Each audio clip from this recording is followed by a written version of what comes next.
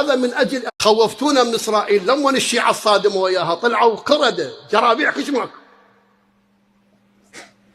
اليوم صحفية تسأل ترامب تقول له ايش عجب سمحت لإيران تصدر نفط للصين؟ قالها لقد دخلوا معركة وأثبتوا شجاعة نادرة. تبين أمريكا وإسرائيل يحترمون النقاش والتفاوض لو لغة قالها أثبتوا، وبالتالي أنا غصبا علي. والله هاي المفاوضات اللي صارت قال له تنسحب إسرائيل منين؟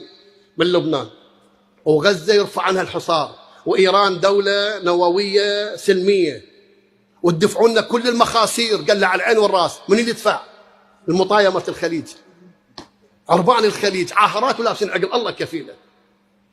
هاي التريليونات اللي قبل ايام اعطوها لترامب، كل هذا من اجل ان يضرب المفاعل النووي الايراني. سوانا مسرحيه، هذا مو قائد، هذا رجال تاجر، وهو يعرف انه المفاعل ما تنضرب لان 800 متر جوا الارض، والقنبله مالتك 70 متر. بس اكو ناس مطايا يضحك عليهم.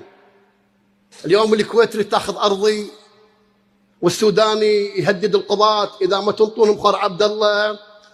وينكم؟ ما تقولوا لي وينكم اذا ما نثور بشهر الحسين؟ شو وقت نثور؟ الكويت شنو الكويت؟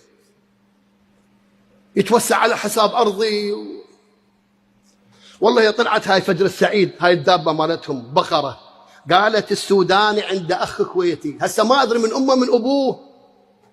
هاي كلها اوراق يجمعوها، العراق انباع. هسه انا قاعد احكي بصوت عالي وادري بها يضموا لي اياها، بس انا اتقوى عليكم بالواحد الاحد.